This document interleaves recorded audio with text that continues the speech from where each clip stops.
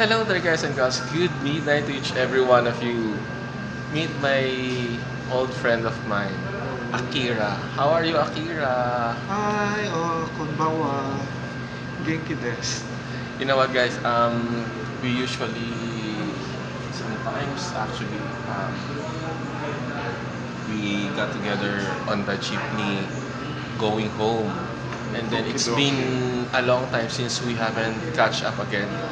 And when I had my seat on the jeepney, uh, after some few minutes, he bugged in, "Oy, kumusta ka na?" So, we've had a nice, you know,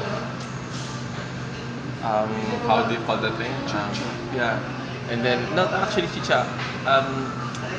We we both surprised when we saw each other's faces, and then he instantly tell me to come over here. Let's make some eating pleasure because I actually invited him here in a casual dining restaurant before, and then time didn't permit for both of us. And then this is the time. Actually, the last time we saw each other, he already invited me, but during that time I'm some kind of a fool. That's why I resist not to eat on that time, and then I told him some other time, and then he just came back here from Japan, right?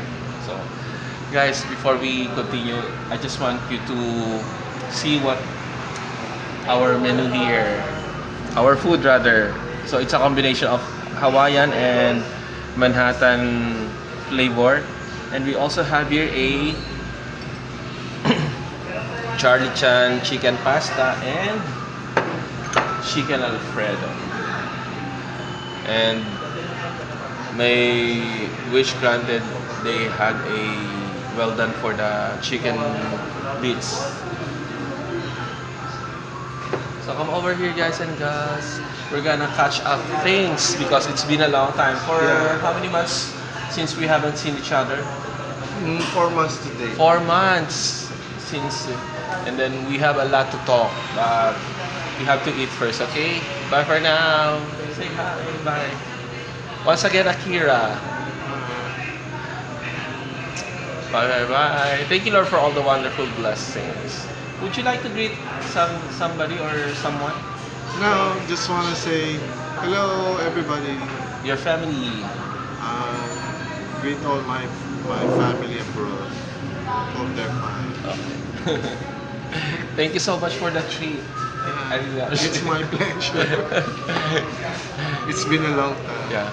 Bye for now, guys and girls. We're starving. Yeah.